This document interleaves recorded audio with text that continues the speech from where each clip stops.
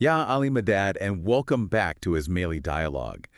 Don't forget to hit that subscribe button so you won't miss any of our deep dives. Today we're taking you on a journey beyond the Kaaba's veil, the living Imam's divine link. You know, when we think of the Kaaba, it's easy to get caught up in the physical structure. Right. But what we're going to explore today is the idea that it represents a much deeper esoteric reality, one that's intricately tied to the Imam. In fact, even the historical shift of the Qibla from Jerusalem to Makkah is connected to this idea. That's right. This shift from praying towards Jerusalem to facing Makkah mirrors the transition from the lineage of Isaac to Ishmael. Okay. And symbolically, this also represents a shift in spiritual authority. Interesting. Leading us to a deeper understanding of the Imam's role. Okay, so we're talking about a shift that touches upon history, lineage, and spiritual authority, all connected to the Kaaba. Yeah.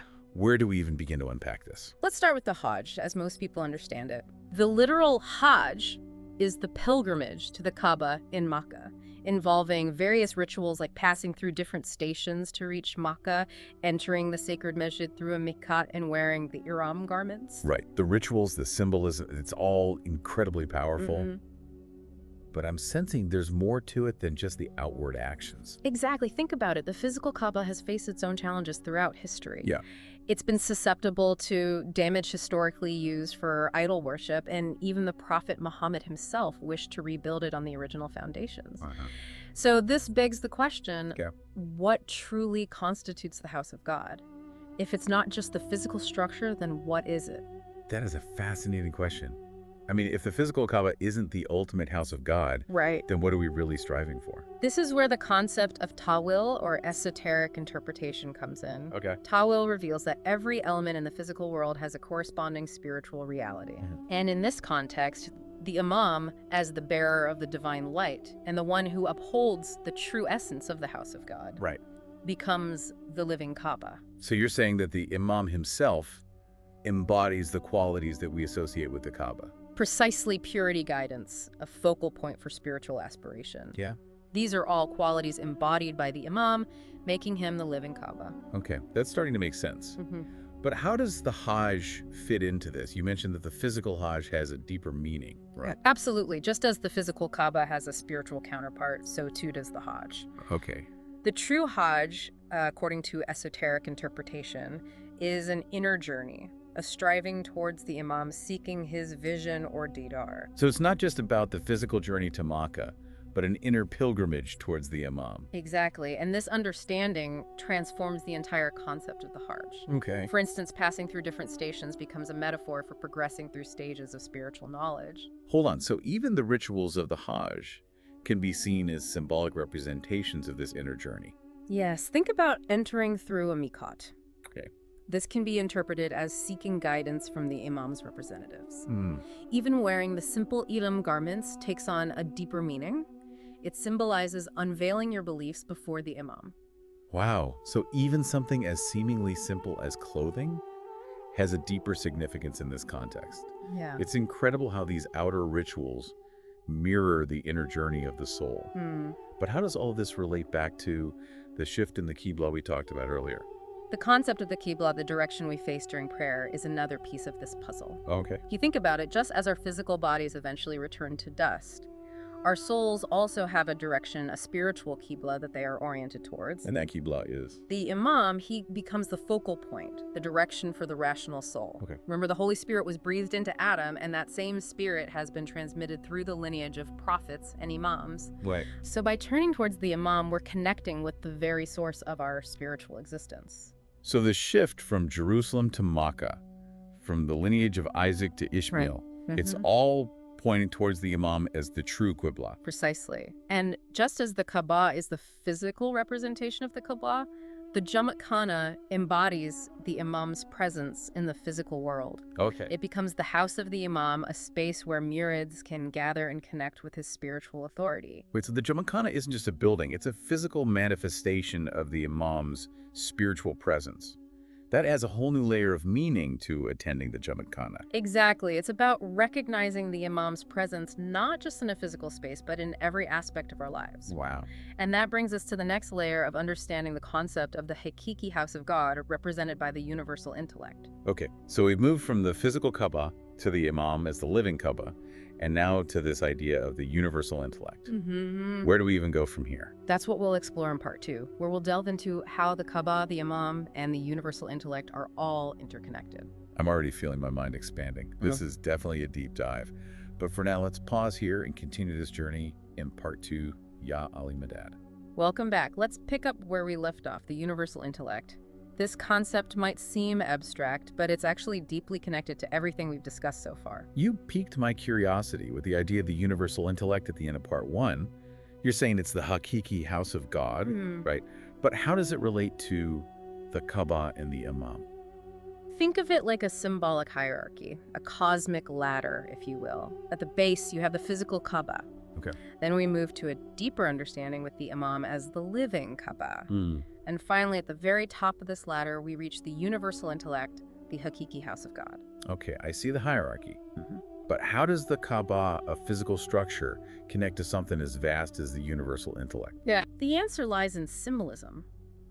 The Kaaba, with its cubic form, actually mirrors the structure of the cosmos as understood in Ismaili thought. Okay. It represents the universal intellect, the universal soul, and the ranks of the world of religion, the prophets' imams, and their hujjats.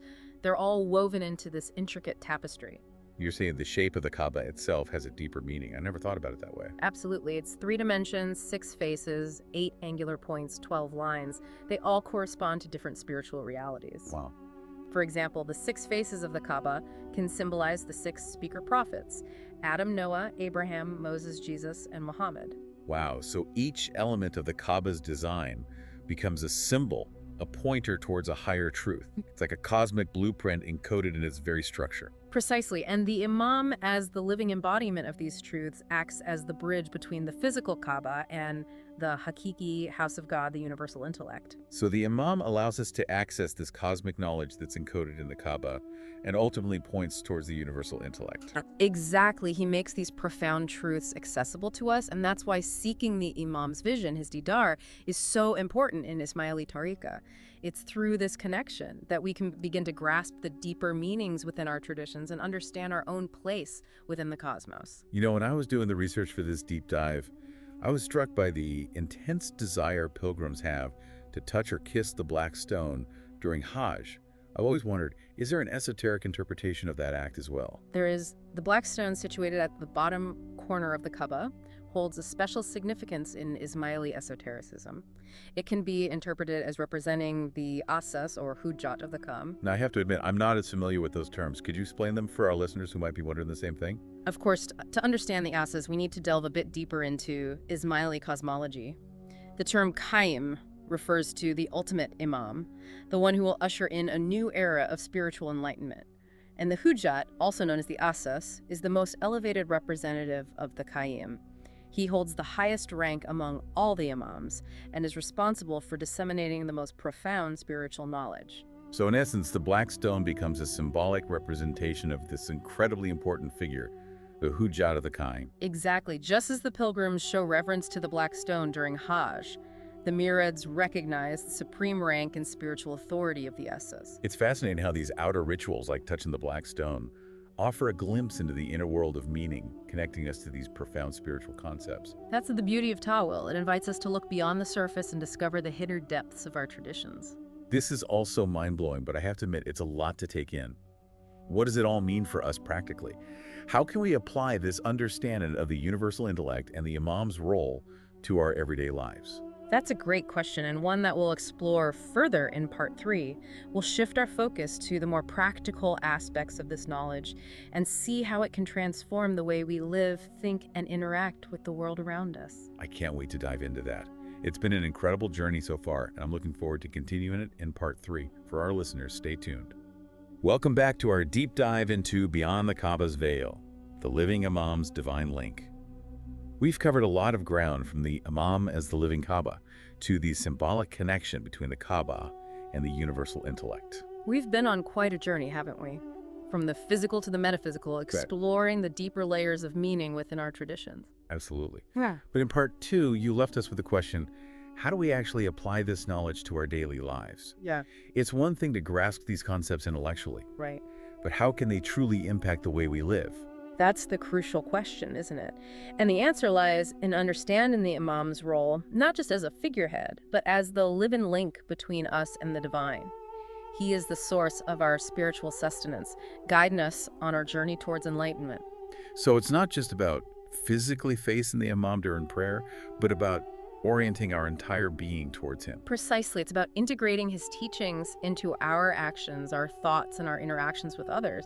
It's about striving to embody his qualities of compassion, wisdom, and generosity in our daily lives. You know, it reminds me of the Quranic verse, so from wherever you embark, turn your face toward the sacred masjid. Obviously, we can't always be physically facing the Kaaba. Right. But if we view the Imam as the esoteric Qibla, this verse takes on a whole new meaning. Absolutely. It becomes a call to cultivate a constant awareness of the Imam's presence, to seek his guidance in every thought, word, and deed. It's like having an internal compass always pointing us towards the Imam, towards the divine. That's a beautiful way to put it. And this is where the practice of Didar, seeking the Imam's vision, becomes so essential. It's about nurturing that connection, deepening our understanding of his teachings, and allowing his light to illuminate our path. But how do we actually do that? How do we cultivate this constant awareness, this connection with the Imam in our daily lives? It begins with dhikr, the remembrance of God. And by remembering God, we are remembering the Imam who embodies the divine attributes. We can practice dhikr through prayer, through reciting the jinans, through contemplating the Imam's words and actions. So it's about incorporating these practices into our daily routine, making them an integral part of our lives. Exactly. It's about weaving remembrance into the fabric of our day so that it becomes a constant presence in our hearts and minds. And as we deepen our practice of dhikr, we begin to experience the Imam's presence more profoundly. We feel his guidance, his love, his protection surrounding us. You know, that brings to mind something you said earlier about the Imam being the source of our spiritual sustenance. It's like through dhikr, we're tapping into that source, nourishing our souls. Precisely. And as we nourish our souls, our lives begin to transform. We experience greater peace, joy, and fulfillment. We develop a deeper understanding of ourselves and our purpose in this world. This has been such an eye-opening conversation.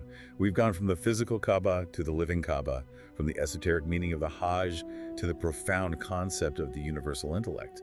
But I think the most powerful takeaway is this understanding of the Imam as our spiritual Qibla, the one we are always turning towards. It is a profound realization, isn't it? One that has the potential to transform our entire experience of faith. It's about recognizing the Imam's presence, not just in the Jama'khana, but in every moment of our lives. It's about allowing his light to guide our steps, his wisdom to shape our thoughts, and his love to inspire our actions. And as we strive to live by his teachings, we become reflections of his light in the world, contributing to the betterment of humanity and the creation of a more just and compassionate society. What a beautiful way to encapsulate the essence of this entire deep dive. It's been a truly enlightening journey, and I want to thank you for sharing your insights with us. The pleasure was all mine. And for you, our listener, may this exploration inspire you to continue seeking and discovering the profound wisdom that resides within our traditions. Yeah, Ali Madad.